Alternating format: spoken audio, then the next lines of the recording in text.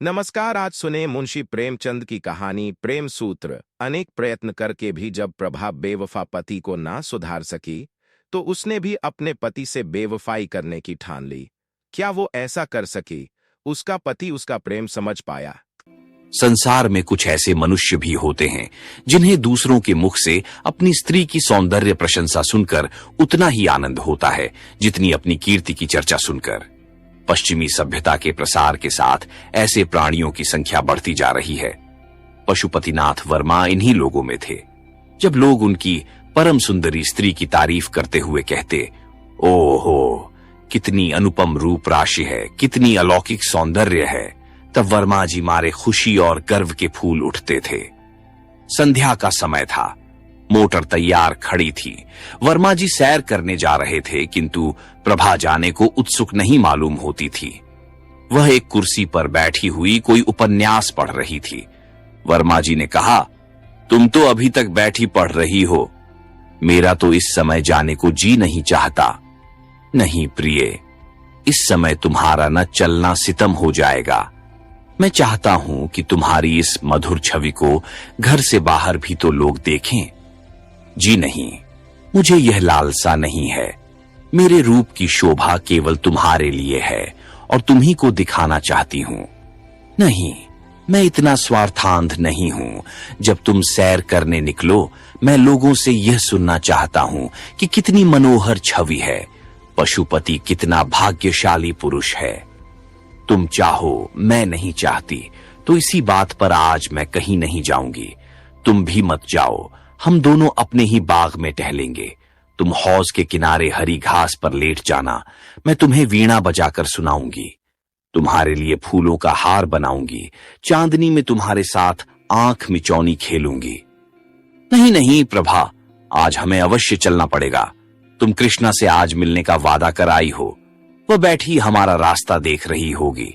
हमारे न जाने से उसे कितना दुख होगा। हाय, वही कृष्णा, बार बार वही कृष्णा।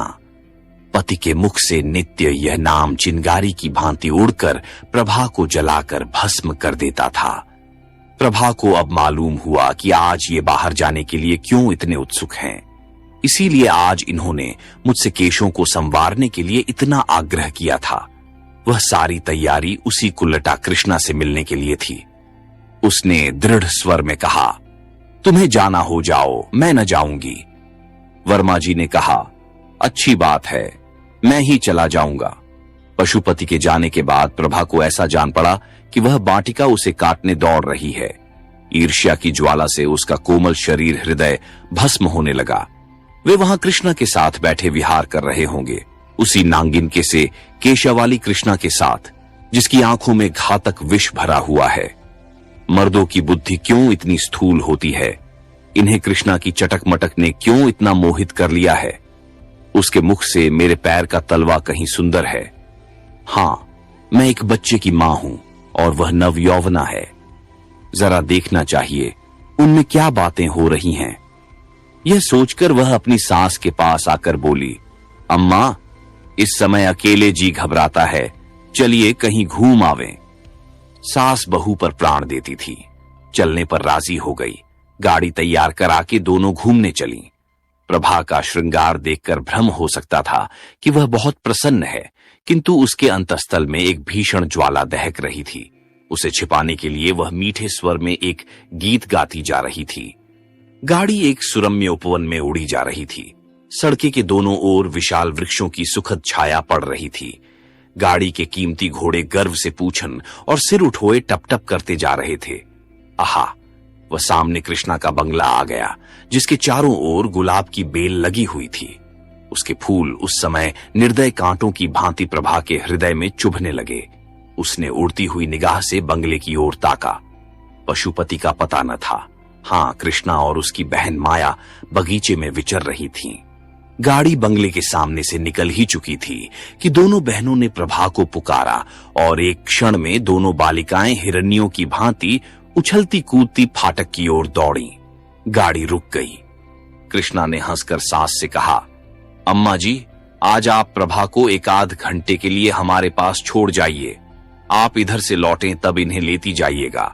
यह कहकर दोनों ने प्रभा को गाड़ी से बाहर खींच लिया। सास कैसे इनकार करती। जब गाड़ी चली गई तब दोनों बहनों ने प्रभा को बगीचे में एक बेंच पर जा बिठाया।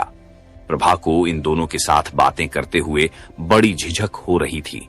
वह उनसे हंसकर बोलना चाहती थी, अपने किसी बात से मन का भाव प्रकट नहीं करना चाहती थी, किंतु हृदय उनसे खिंचा ही रहा।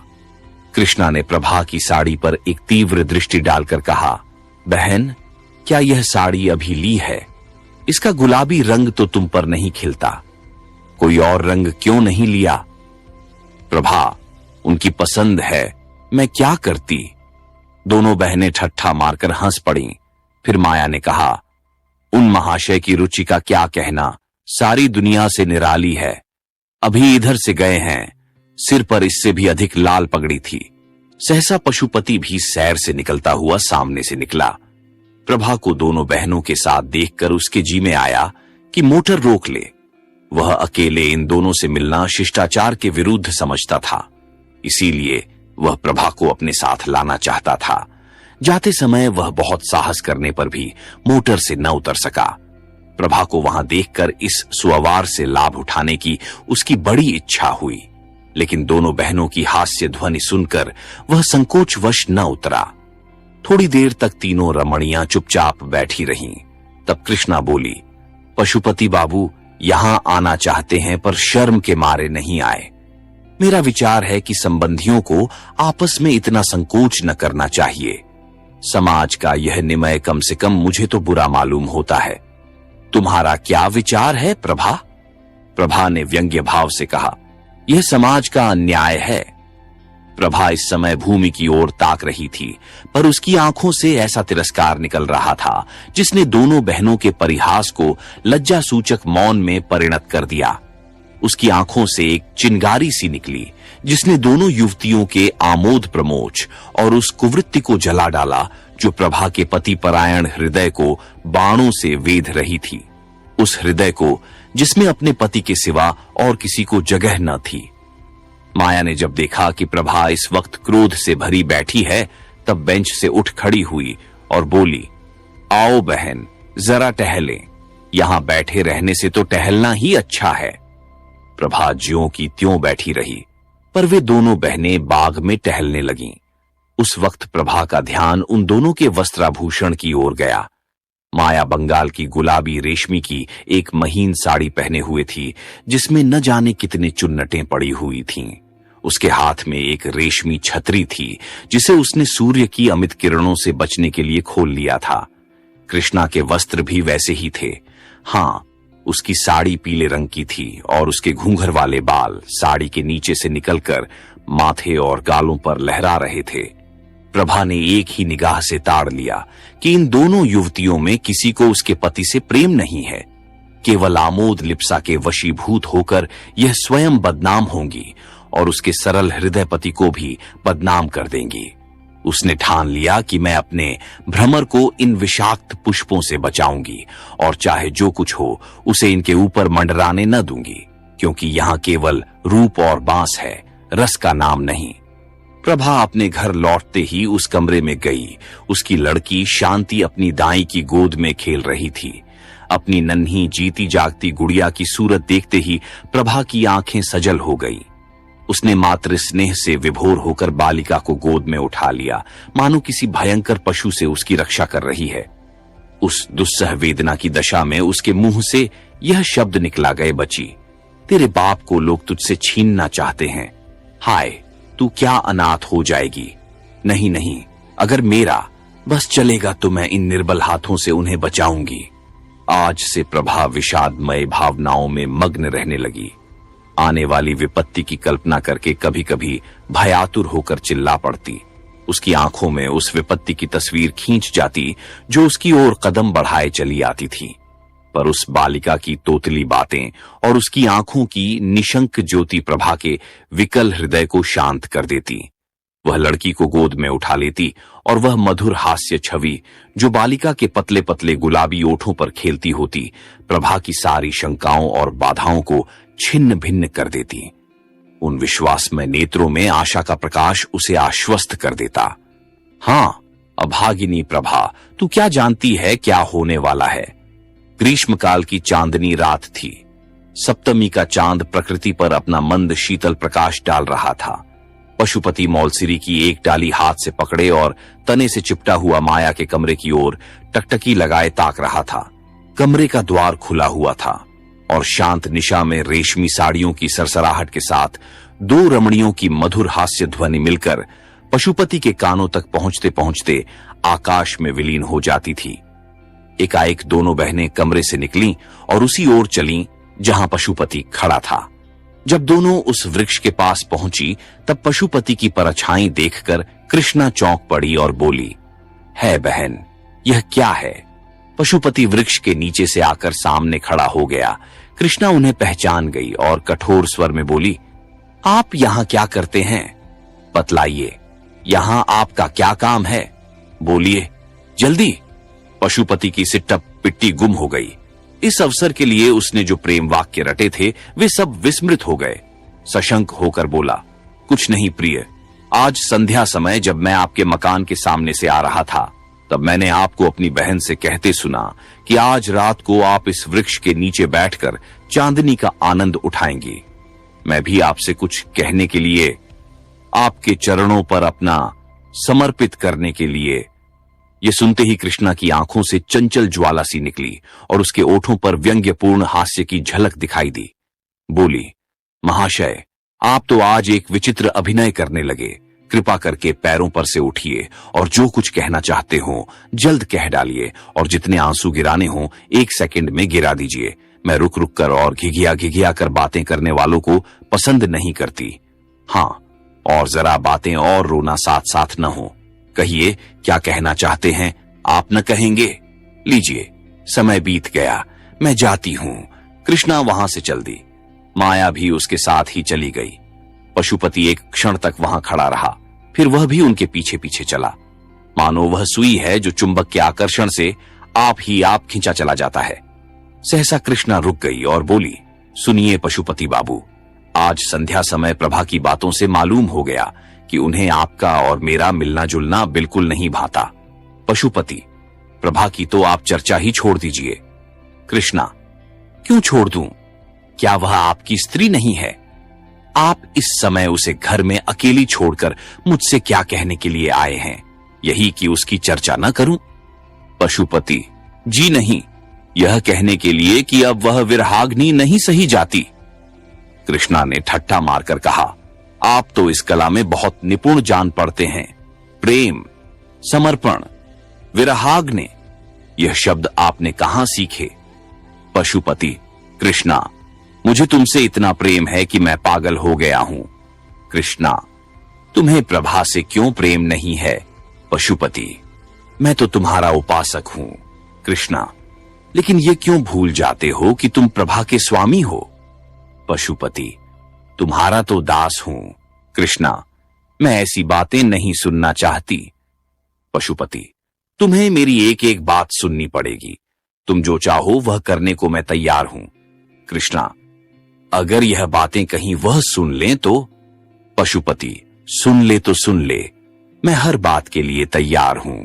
मैं फिर कहता हूं कि अगर तुम्हारी मुझ पर कृपा दृष्टि न हुई तो मैं मर जाऊंगा। कृष्णा, तुम्हें यह बात करते समय अपनी पत्नी का ध्यान नहीं आता। पशुपति, मैं उसका पति नहीं होना चाहता। मैं तो तुम्हारा दास होने के लिए बनाया गया हूं। वह सुगंध जो इस समय तुम्हारी गुलाबी साड़ी से निकल रही है मेरी जान है। तुम्हारे ये छोटे छोटे पांव मेरे प्राण हैं। तुम्हारी हंसी, तुम्हारी छवि, तुम्हारा एक एक अंग मेरे प्राण है। मैं केवल तुम्हारे लिए पैदा हुआ हूं। कृष्णा, भाई, अब तो सुनते सुनते कान भर गए। ये व्याख्यान और ये गद्य काव्य सुनने के लिए मेरे पास समय नहीं है। आओ माया, मुझे तो सर्दी लग रही है, चलकर अंदर बैठे। यह निष्ठुर शब्द सुनकर पशुपति की आंखों के सामने अंधेरा छा गया, मगर अब भी उसका मन यही चाहता था कि कृष्णा के पैरों पर गिर पड़े और इससे भी करुण शब्दों में अपने प्रेम कथा सुनाए। किंतु दोनों बहनें इतनी देर में अपने कमरे में पहुंच चुकी थीं और द्वार बंद कर लिया था। पशुपति के लिए निराश घर लौट आने के सिवा कोई चारा न रह गया। कृष्णा अपने कमरे में जाकर थकी हुई सी एक कुर्सी पर बैठ गई और सोचने लगी, कहीं प्रभा सुन ले तो बात का बतंगड़ हो जाए, सारे शहर में इसकी चर्चा होने लगे और हमें कहीं मुंह दिखाने को जगह न रहे। और यह सब एक जरा सी दिल्लगी के कारण पर पशुपति का भ्रम सच्चा है, इसमें संदेह नहीं। वह जो कुछ कहता है अंतकरण से कहता है। अगर मैं इस वक्त जरा सा संकेत कर दूं तो वह प्रभा को भी छोड़ देगा। अपने आपे में नहीं है, जो कुछ कहूं वह करने को तैयार है। लेकिन नहीं प्रभा, डरो मत, मैं तुम्हारा सर्वनाश न करूंगी। तुम मुझसे बहुत नीचे हो, यह मेरे अनुपम सौंदर्य के लिए गौरव की बात नहीं कि तुम जैसी रूप विहीना से बाजी मार ले जाऊं। अभागे पशुपति, तुम्हारे भाग्य में जो कुछ लिखा था वह हो चुका। तुम्हारे ऊपर मुझे दया आती है, पर क्या किया जाए। एक खत पहले हाथ पड़ चुका था। यह दूसरा पत्र था जो प्रभा को पतिदेव के कोट की जेब में मिला। कैसा पत्र था! आह! इसे पढ़ते ही प्रभा की देह में एक ज्वाला सी उठने लगी। तो यूं कहिए कि ये अब कृष्णा के दो चुके, अब इसमें कोई संदेह नहीं रहा। अब मेरे जीने को धिक्कार है। जब जीवन में कोई सुख ही नहीं रहा तो क्यों न इस बोझ को उतार कर फेंक दूं। वही पशुपति जिसे कविता से लेश मात्र भी रुचि न थी, अब कवि हो गया था और कृष्णा को छंदों में पत्र लिखता था। प्रभा ने अपने स्वामी को उधर से हटाने के लिए वह सब कुछ किया जो उससे हो सकता था, पर प्रेम का प्रवाह उसके रोके न रुका और आज उस प्रवाह तके उसके जीवन की नौका निराधार वही चली जा रही है। इसमें संदेह नहीं कि प्रभा को अपने पति से सच्चा प्रेम था, लेकिन आत्मसमर्पण की तुष्टि आत्मसमर्पण से ही होती है। वह उपेक्षा और निष्ठुरता को सहन नहीं कर सकता। प्रभा के मन के विद्रोह का भाव जागृत होने लगा। उसके आत्माभिमान जाता रहा। उसके मन में न जाने कितने भीषण संकल्प होते, किंतु अपनी असमर्थता और दीनता पर आप ही आप रोने लगती। आह! उसका सर्वस्व उससे छीन लिया गया और अब संसार में उसका कोई मित्र नहीं, कोई साथी नहीं। पशुपति आजकल नित्य बनाव सवार में मग्न रहता, नित्य नए नए सूट बदलता। उसे आईने के सामने अपने बालों को संवारते देखकर प्रभा की आंखों से आंसू बहने लगते। सह सारी तैयारी उसी दुष्ट के लिए हो रही है। ये चिंता जहरीले सांपम की भांति उसे डस लेती थी। वह अब अपने पति को प्रत्येक बात, प्रत्येक गति को सूक्ष्म दृष्टि से देखती। कितनी ही बातें जिन पर वह पहले ध्यान भी न देती थी, अब रहस्य से भरी हुई जान पड़ती। वह रात का न सोती, कभी पशुपति की जेब टटोलती, कभी उसकी मेज पर रखे हुए पत्रों को पढ़ती। इसी टोह में वह रात दिन पड़ी रहती। वह सोचने लगी, मैं क्या प्रेम वंचिता बनी बैठी रहूं? क्या मैं प्राणेश्वरी नहीं बन सकती? क्या इसे परित्यक्ता बनकर ही काटना होगा? आह निर्दयी, तूने मुझे धोखा दिया, मुझसे आंखें फेर ली, पर सबसे बड़ा अनर्थ यह किया कि मुझे जीवन का कलुषित मार्ग दिखा दिया। मैं भी विश्वासघात करके तुझे धोखा देकर क्या कलुषित प्रेम का आनंद नहीं उठा सकती? अश्रुधारा से सींचन कर ही सही, पर क्या अपने लिए कोई बाटिका नहीं लगा सकती? वह सामने के मकान में घूघनराले बालों वाला युवक रहता है और जब मौका पाता है मेरी ओर सचेष्ट नेत्रों से देखता। क्या केवल एक प्रेम कटाक्ष से मैं उसके हृदय पर अधिकार नहीं प्राप्त कर सकती? अगर मैं इस भांति निष्ठुरता का बदला लूं तो क्या अनुचित होगा? आखिर मैंने अपना जीवन अपने पति को किस लिए सौंपा था? इसीलिए तो कि सुख से जीवन व्यतीत करूं, चाहूं और चाही जाऊं और इस प्रेम साम्राज्य की अधीश्वर बनी रहूं। मगर आह, वे सारी अभिलाषाएं धूल में मिल गईं। अब मेरे लिए क्या रह गया है? आज यदि मैं मर जाऊं तो कौन रोएगा? नहीं, घी के चिराग जलाए जाएंगे। कृष्णा हंसकर कहेगी, अब बस हम हैं और तुम, हमारे बीच में कोई बाधा, कोई कंटक नहीं है। आखिर प्रभा इन कलुषित भावनाओं के प्रवाह में बह चली। उसके हृदय में रातों को, निद्रा और आशविहीन रातों को बड़े प्रबल वेग से यह तूफान उठने लगा।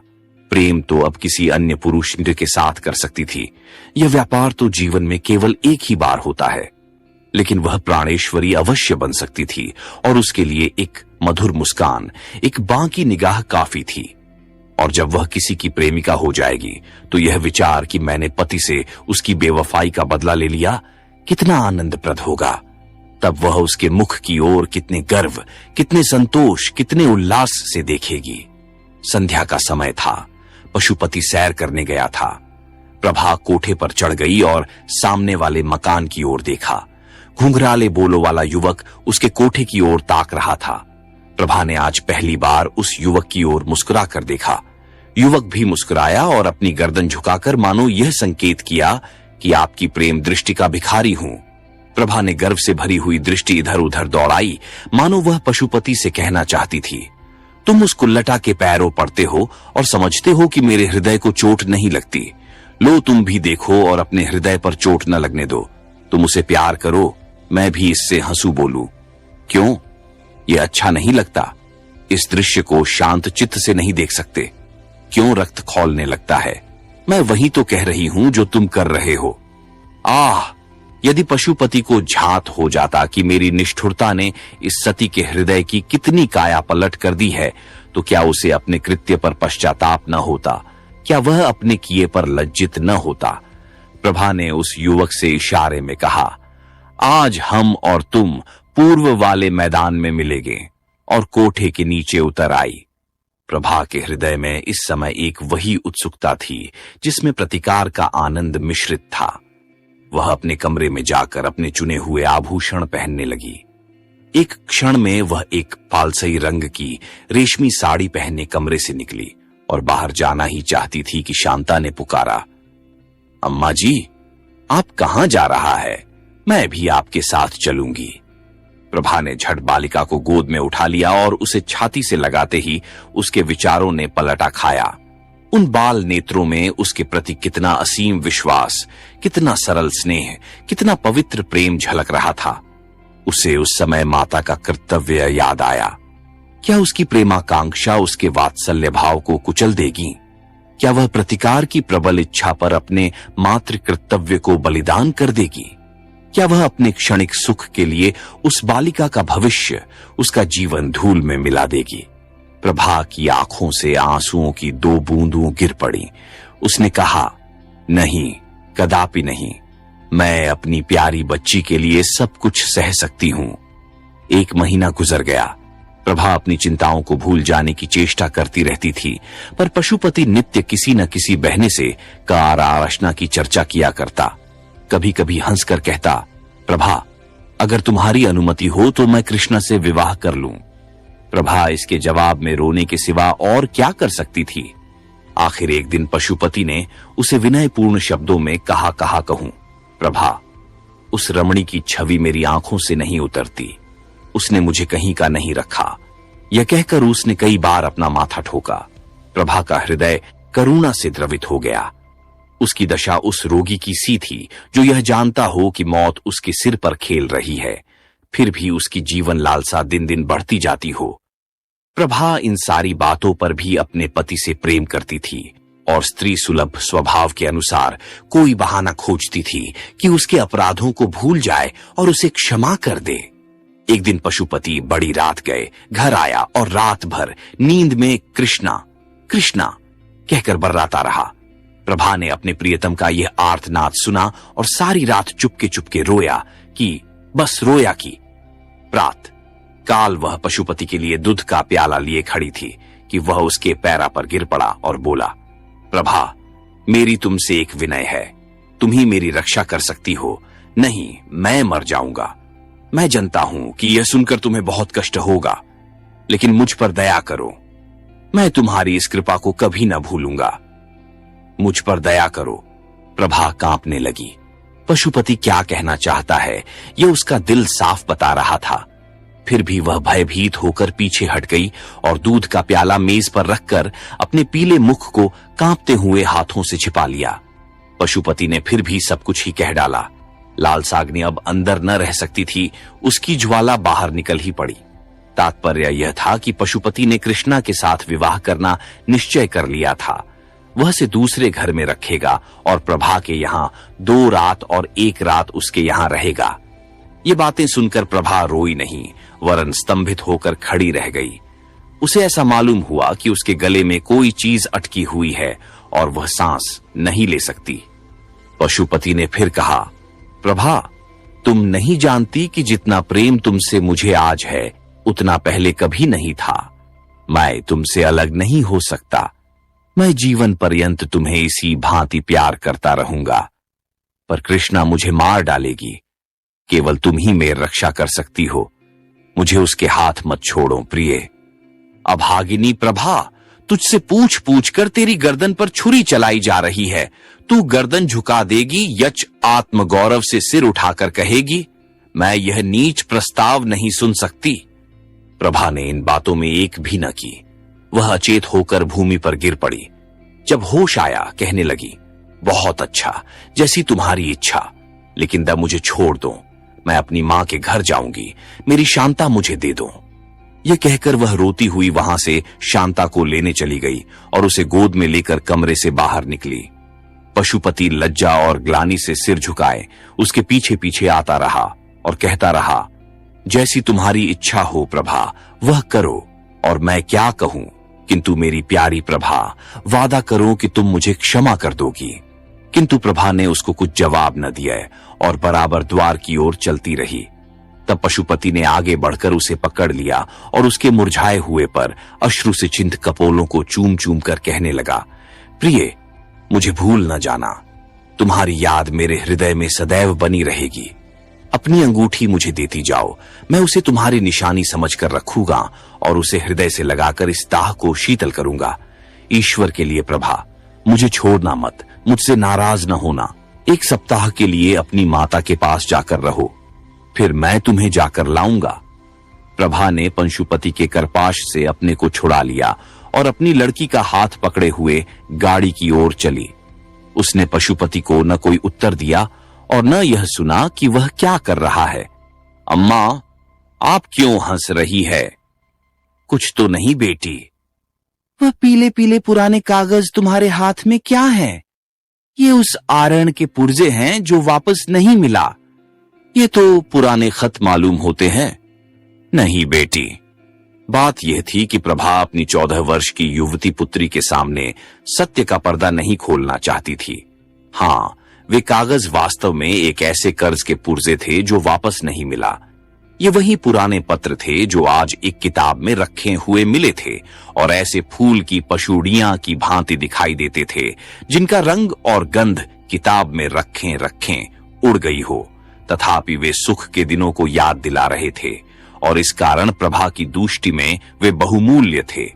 शांता समझ गई कि अम्मा कोई ऐसा काम कर रही है जिसकी खबर मुझे नहीं करना चाहती, और इस बात से प्रसन्न होकर कि मेरी दुखी माता आज अपना शोक भूल गई है और जितनी देर तक वह इस आनंद में मग्न रहे उतना ही अच्छा है, एक बहाने से बाहर चली गई। प्रभा जब कमरे में अकेली रह गई तब उसने पत्रों का फिर पढ़ना शुरू किया। आह, इन 14 वर्षों में क्या कुछ नहीं हो गया। इस समय उस विरहिणी के हृदय में कितनी ही पूर्व स्मृतियां जागृत हो गई जिन्होंने हर्ष और शोक के स्रोत एक साथ ही खोल दिए। प्रभा के चले जाने के बाद पशुपति ने बहुत चाहा कि कृष्णा से उसका विवाह हो जाए, पर वह राजी न हुई। इसी नैराश्य और क्रोध की दशा में पशुपति एक कंपनी का एजेंट होकर यूरोप चला गया। तब फिर उसे प्रभा की याद आई।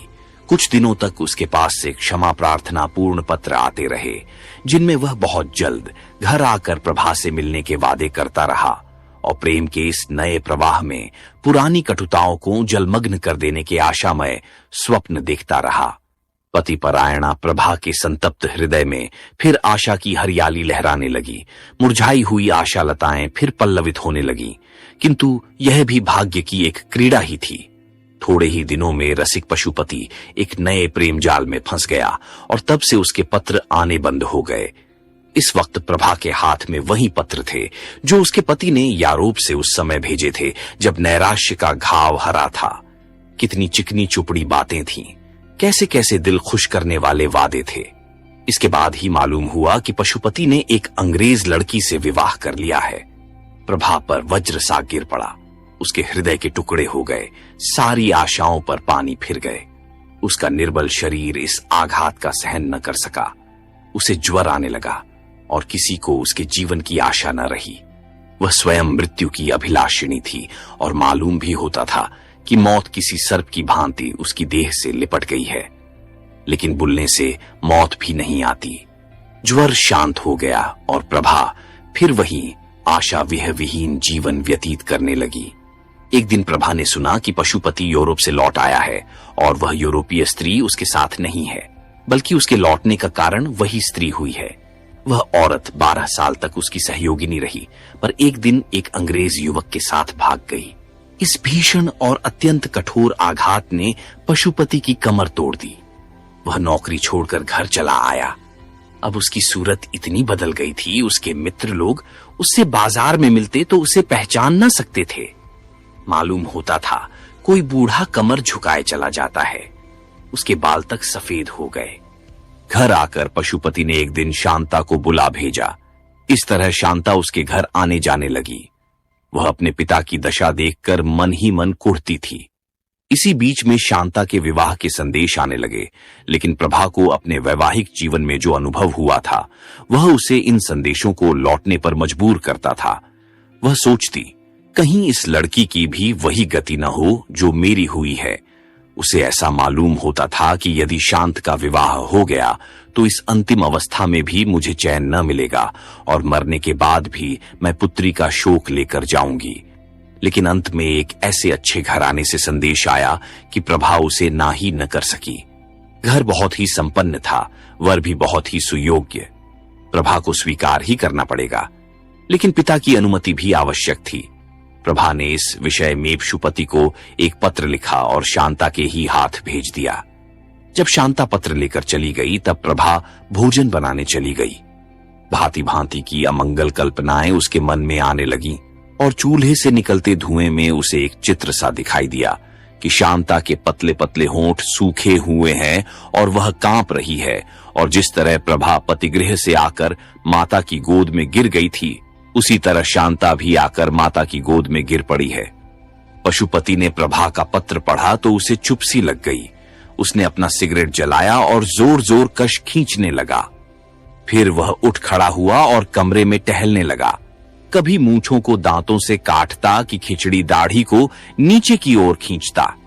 सहसा वह शांता के पास आकर खड़ा हो गया और कांपते हुए स्वर में बोला, बेटी, जिस घर को तेरी मां स्वीकार करती हो उसे मैं कैसे ना ही कर सकता हूं।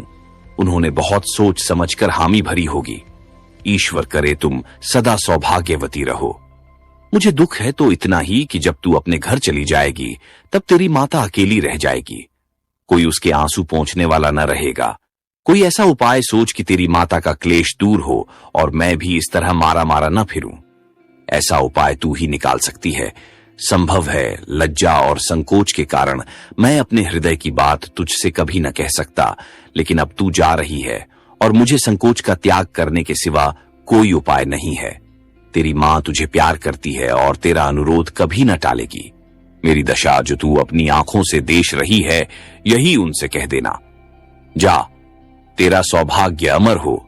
शांता रोती हुई पिता की छाती से लिपट गई और यह समय से पहले बूढ़ा हो जाने वाला मनुष्य अपनी दुर्वासनाओं का दंड भोगने के बाद पश्चाताप और ग्लानि के आंसू बहा बहाकर शांता का केश राशि को भिगोने लगा। पतिपरायणा प्रभा क्या शांता का अनुरोध टाल सकती थी? इस प्रेम सूत्र ने दोनों भग्न हृदय को सदैव के लिए मिला दिया। हमारे चैनल को सब्सक्राइब करें और इस वीडियो को लाइक करें। अगर आपको यह कहानी पसंद आई हो, अपनी राय और विचार कमेंट सेक्शन में जरूर बताएं। नोटिफिकेशन बेल दबाएं ताकि आपको हमारे नए वीडियो की जानकारी सबसे पहले मिल सके।